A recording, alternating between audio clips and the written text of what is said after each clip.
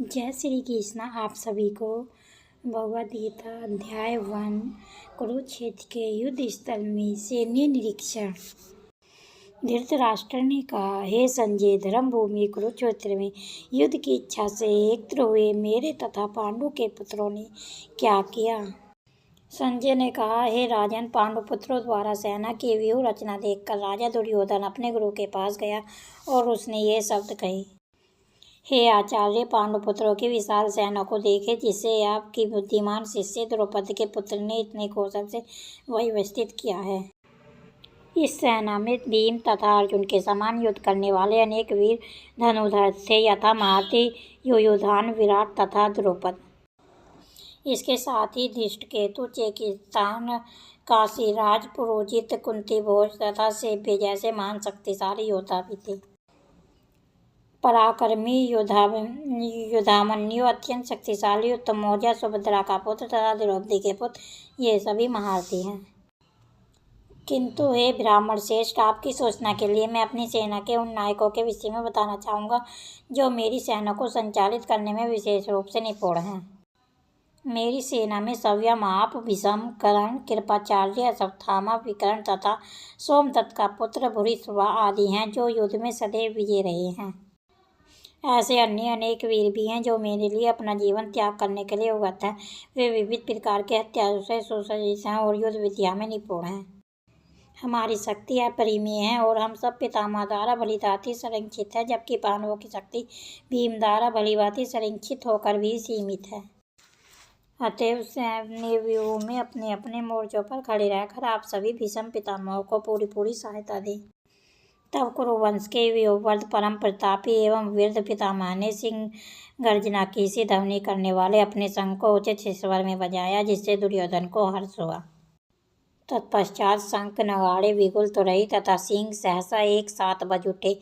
वह संवेद स्वर अत्यंत कोलाहलपूर्ण था। दूसरी ओर से श्वेत घोड़ों द्वारा खींचे जाने वाले विशाल रथ पर आसीन कृष्ण तथा अर्जुन ने अपने अपने दिव्य शंख बजाए। भगवान कृष्ण ने अपना पांडवजन्य शंख बजाया, अर्जुन ने देवदत्त शंख तथा अति भोजी एवं अति मानवीय कार्य करने वाले भीम ने पौंड्र नामक भयंकर शंख बजाया।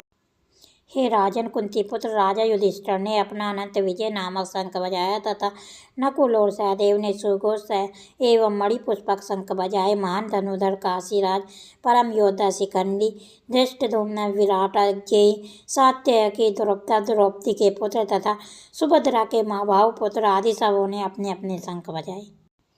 इन विभिन्न शंखों की ध्वनि कोलाहलपूर्ण बन गई, जो आकाश तथा पृथ्वी को शब्दमय करती हुई धृतराष्ट्र के पुत्रों के हृदयों को विदीर्ण करने लगी। उस समय हनुमान से अंकित ध्वजा लगे रथ पर आसीन पांडुपुत्र अर्जुन अपना धनुष उठाकर तीर चलाने के लिए उगत हुआ। हे राजन, धृतराष्ट्र के पुत्र को व्यूह में खड़ा देखकर अर्जुन ने श्री कृष्ण से ये वचन कहे। अर्जुन ने कहा, हे अच्युत, कृपा करके मेरा रथ दोनों सेनाओं के बीच ले चले, जिससे मैं यहाँ उपस्थित युद्ध की अभिलाषा रखने वालों को और शस्त्रों की इस महान परीक्षा में जिनसे मुझे संघर्ष करना है उन्हें देख सकूं। मुझे उन लोगों को देखने दीजिए जो यहाँ पर धृतराष्ट्र के दुर्बुद्धि पुत्र दुर्योधन को प्रसन्न करने की इच्छा से लड़ने के लिए आए हुए हैं। संजय ने कहा, हे भरतवंशी, अर्जुन द्वारा इस प्रकार संबोधित किए जाने पर भगवान कृष्ण ने दोनों दलों के बीच में उस उत्तम रथ को लाकर खड़ा कर दिया। भीष्म, द्रोण तथा विश्व भर के अन्य समस्त राजाओं के सामने भगवान ने कहा कि हे पात्र, यहाँ पर एक सारे कुरुओं को देखो।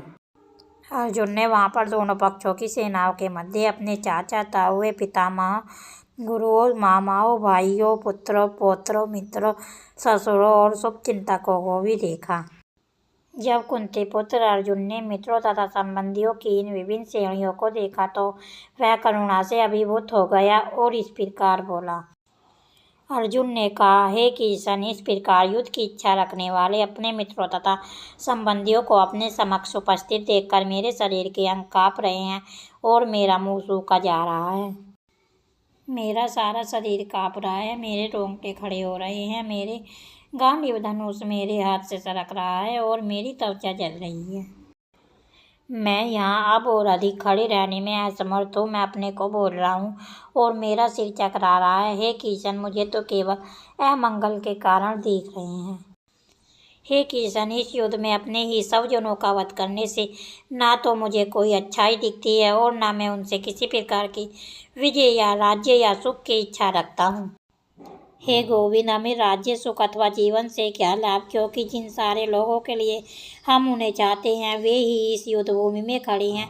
हे मधुसूदन, जब गुरुजन, पितृगण, पुत्रगण, पितामह, मामा, ससुर, पौत्रगण, साले तथा अन्य सारे संबंधी अपना अपना धन एवं प्राण देने के लिए तत्पर हैं और मेरे समक्ष खड़े हैं, तो फिर मैं इन सब को क्यों मारना चाहूँगा, भले ही वे मुझे क्यों न मार डाले। हे जीवों के पालक, मैं इन सबों से लड़ने को तैयार नहीं, भले ही बदले में मुझे तीनों लोग क्यों न मिलते हों। इस पृथ्वी की तो बात ही छोड़ दे भला, धृतराष्ट्र के पुत्रों को मारकर हमें कौन सी प्रसन्नता मिलेगी। यदि हम ऐसे अंत आतताइयों को अवध करते हैं तो हम पर पाप चढ़ेगा, अतः यह उचित नहीं होगा कि हम धृतराष्ट्र के पुत्रों तथा उनके मित्रों का वध करें। हे लक्ष्मीपति किशन, इससे हमें क्या लाभ होगा और अपने ही कुटुंबियों को मारकर हम किस प्रकार सुखी हो सकते हैं। हे जनार्दन, यद्यपि लोभ से अभिभूत चित्त वाले ये लोग अपने परिवार को मारने या अपने मित्रों से द्रोह करने में कोई दोष नहीं रखते, किंतु हम लोग जो परिवार के विनिष्ट करने में अपराध देख सकते हैं, ऐसे पाप कर्मों में क्यों प्रवृत्त हों। कुल का नाश होने पर सनातन कुल परंपरा नष्ट हो जाती है और इस तरह से इस कुल भी अधर्म में परिवर्तित हो जाता है। हे किशन, जब कुल में अधर्म प्रमुख हो जाता है तो कुल की स्त्रियां दूषित हो जाती हैं और स्त्री तव के पतन से ही हे ऋषिवंशी अवांछित संतानें उत्पन्न होती हैं। अवांछित संतानों की वृद्धि से निश्चय ही परिवार के लिए तथा पारिवारिक परंपरा को विनिष्ट करने वालों के लिए नार के जीवन उत्पन्न होता है। ऐसे पतित कुलों के पुरखे पितर लोग गिर जाते हैं, क्योंकि उन्हें जल तथा पिंड दान देने की क्रियाएं समाप्त हो जाती हैं। जो लोग कुल परंपरा को विनिष्ट करते हैं और इस तरह अवांछित संतानों को जन्म देते हैं, उनके दुष्कर्मों से समस्त प्रकार की सामुदायिक योजनाएं तथा पारिवारिक कल्याण कार्य विनिष्ट हो जाते हैं। हे प्रजापालक किशन, मैंने गुरु परंपरा से सुना है कि जो लोग कुल धर्म का विनाश करते हैं वे सदैव नरक में वास करते हैं। ओहो, कितने आश्चर्य की बात है कि हम सब जघन्य पाप कर्म करने के लिए उद्यत हो रहे हैं। राज्य सुख भोगने की इच्छा से प्रेरित होकर हम अपने ही संबंधियों को मारने पर तुले हैं। यदि शस्त्रधारी धृतराष्ट्र के पुत्र मुझे निहत्थे तथा रणभूमि में प्रतिरोध न करने वाले को मारे तो यह मेरे लिए श्रेयस्कर होगा। संजय ने कहा। युद्ध भूमि में इस प्रकार कहकर अर्जुन ने अपना धनुष तथा बाण एक ओर रख दिया और शोक संतप्त चित्त से रथ के आसन पर बैठ गया। जय श्री राधे राधे, जय श्री कृष्णा कृष्णा, जय श्री राधे राधे।